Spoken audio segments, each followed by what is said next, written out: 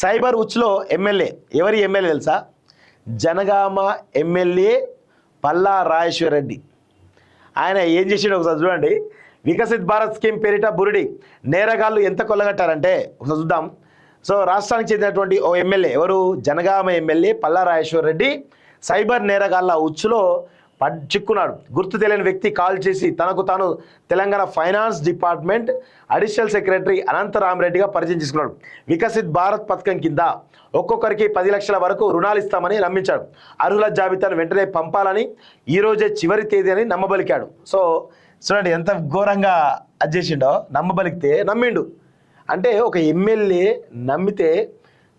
So Jangaon BRS MLA Palla Rajeshwar Reddy cyber నేరగాల ఉచ్చులో చిక్కోవడం రాష్ట్ర వ్యాప్తంగా చర్చనీయాంశం. ఇది ఒక ఇక్కడే ఉంది కదా, ఇది అది ఒకటే. తెలంగాణ అడిషనల్ సెక్రటరీ అనంతరావు పరిచయం చేసుకొని నమ్మబలిగాడు. సో వికసిత్ భారత్ పథకం కింద ఒక్కొక్కరికి 10 లక్షల వరకు రుణాలు ఇస్తామని నమ్మించి నియోజకవర్గంలో 40 మందికి అర్హుల జాబితాలు పంపాలని, ఈ రోజే దరఖాస్తు చేసుకోవాలని ఒత్తిడి చేశారు. దీంతో నిజంగానే నమ్మిన రాజేశ్వర రెడ్డి ఒక్కో దరఖాస్తు ప్రాసెసింగ్ ఫీజు కింద 2500 చొప్పున మొత్తం 40 మందికి ₹1,00,000 అతను చెప్పిన నంబర్కు బదిలీ చేశారు. డబ్బులు పంపిన తర్వాత సదరు వ్యక్తి నుంచి స్పందన లేకపోవడంతో జూబ్లీస్ పోలీసులను ఆశ్రయించారు. నిందితులపై పలు సెక్షన్ల కింద నమోదు చేసి దర్యాప్తు చేపట్టారంటూ చూస్తాను. సో అంటే 40 మందికి ₹10 లక్షలు అంటే దాదాపు ₹4 కోట్ల వస్తాయని అనగానే ఆ 40 మంది ₹2.5 లక్షల 2,500 చొప్పున ₹1,00,000 చెప్పినట్టు బదిలీ చేశారట. కాదు తర్వాత మిస్ అయ్యారు. నెంబర్ లేదు, స్పందన లేదు, ఏం లేదు. సో ఒక ఎమ్మెల్యే 10 లక్షలు వస్తాయని చెప్పేసి 40 మంది కూడబలికి వాళ్ళతో ₹2,500 రుసుము చెల్లించి, అంటే ఒక ఎమ్మెల్యే పరిస్థితి ఎట్లా ఉంది, సామాన్య పరిస్థితి ఏంది? ఒక ఎమ్మెల్యే పరిస్థితి ఇట్లా ఉన్నది అంటే సామాన్య పరిస్థితి ఇట్లా ఉండదు ఒకసారి గమనించండి. అంటే సైబర్ నేరాలు ఎంత ఈజీ అయిపోయింది చూడండి.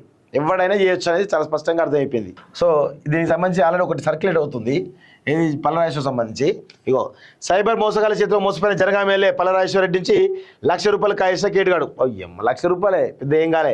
వికసిత్ భారత్ పథకం పేరుతో నమ్మబలికిన నిందితుడు అర్హుల జాబితా పంపిస్తే 10 లక్షల రుణాలు అంటూ మోసం, ఒక్కొక్కరికి 2,500 చొప్పున ₹1,00,000 ప్రాసెసింగ్ ఫీజు వసూలు ఫోన్పే ద్వారా డబ్బులు పంపిన ఎమ్మెల్యే పల్లరాజేశ్వర రెడ్డి మళ్ళీ డబ్బులు అడగడంతో బయటపడిన మోసం వెంటనే జూబ్లీస్ పోలీసులకు ఫిర్యాదు చేసిన పల్లరాజేశ్వర రెడ్డి కేసు నమోదు చేసి దర్యాప్తు చేపట్టిన పోలీసులు అంటూ చూస్తా ఉన్నాం. ఇది పరిస్థితి కనబడతా ఉంది.